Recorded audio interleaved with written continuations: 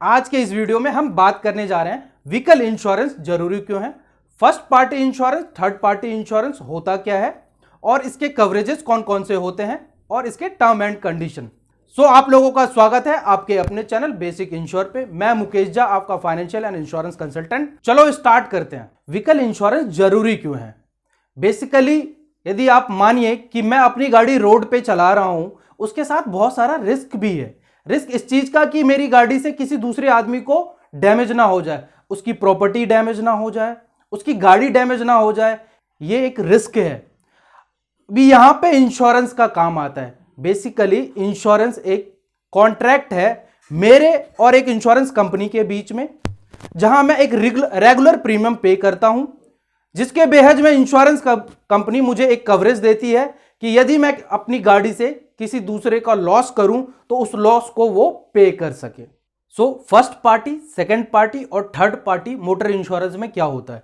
Basically first party means मैं जिसने insurance लिया है, second party means insurance company जिसको हमने रेगुलर प्रीमियम पे किया है जो हमें कवरेज देगा। थर्ड पार्टी मींस जिसको हमने डैमेज किया है, जिसकी प्रॉपर्टी डैमेज की है, जिसकी गाड़ी हमने डैमेज किया है, वो हो गया third party. Third party insurance क्या होता है। बेसिकली आज के डेट में यदि मैं गाड़ी ड्राइव कर रहा हूं तो मेरे पास एक कंपलसरी इंश्योरेंस होना चाहिए। उसमें से भी थर्ड पार्टी इंश्योरेंस कंपल्शन है। ये IRDA के द्वारा कंपल्शन है कि आपके पास थर्ड पार्टी इंश्योरेंस होना चाहिए। आपके पास यदि ये इंश्योरेंस नहीं है तो आप रोड पे गाड़ी भी नहीं चला सकते।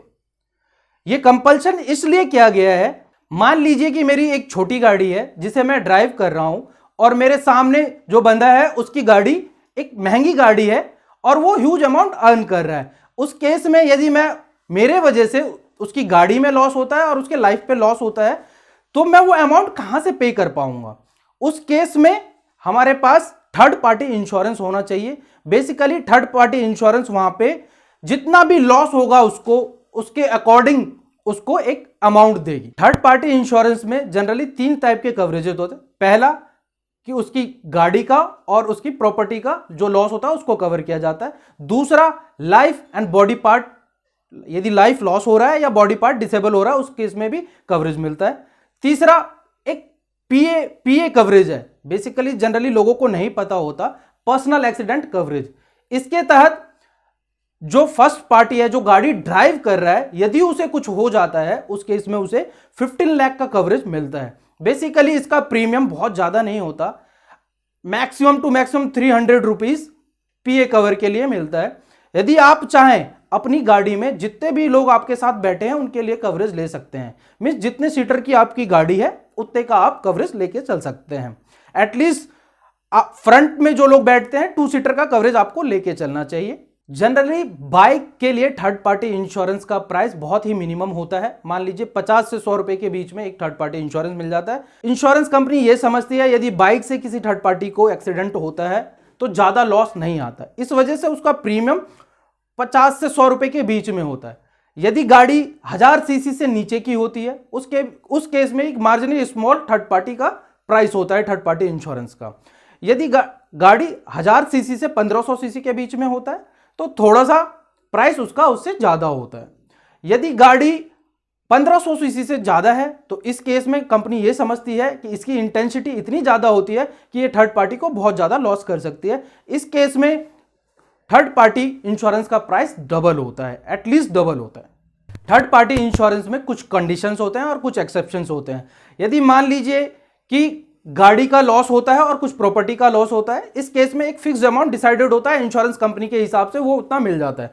But in the case of loss of life और अ बॉडी पार्ट, उस केस में अमाउंट डिसाइड करती है कोर्ट कि उस आदमी की वैल्यू जितनी है उस हिसाब से उसको अमाउंट मिलेगा। कई केस में 5-5, 6-6 करोड़, 10-10 करोड़ मिलता है, डिपेंड करता है उस आदमी की वैल्यू कितनी होती है।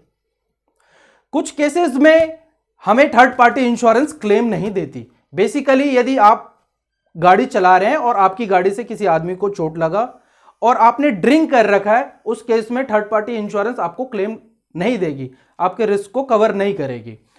और यदि आपने लाइसेंस है आपके पास और उसका डेट एक्सपायर हो चुका है तो भी आपको वो कवरेज नहीं देगी और वो क्लेम सेटल नहीं करेगी। सारा का सारा अमाउंट आपको ही बियर करना पड़ेगा। थर्ड पार्टी इंश्योरेंस होना जरूरी है। इसका प्राइस भी मार्जिनली काफी कम होता है फर्स्ट पार्टी इंश्योरेंस के कंपैरिजन। सो हमें अपनी गाड़ी का थर्ड पार्टी इंश्योरेंस एटलीस्ट लेके हमेशा रखना चाहिए। आगे हम डिस्कस करते हैं फर्स्ट पार्टी इंश्योरेंस पे। फर्स्ट पार्टी इंश्योरेंस में जनरली थर्ड पार्टी इंश्योरेंस होता ही है, प्लस उसके अलावा फर्स्ट पार्टी का भी इंश्योरेंस, मींस फर्स्ट पार्टी मेरी गाड़ी का भी जिसका इंश्योरेंस होगा उसमें। यदि मैंने किसी की गाड़ी को ठोक दिया तो मेरी गाड़ी में भी तो डैमेज आएगा, तो उसके लिए भी तो कवरेज होना चाहिए। तो फर्स्ट पार्टी में मेरी गाड़ी का भी कवरेज होता है। सो फर्स्ट पार्टी का इंश्योरेंस का प्रीमियम भी हाई होता है comparison to third party. Hope so आपको ये वीडियो काफ़ी अच्छा लगा होगा।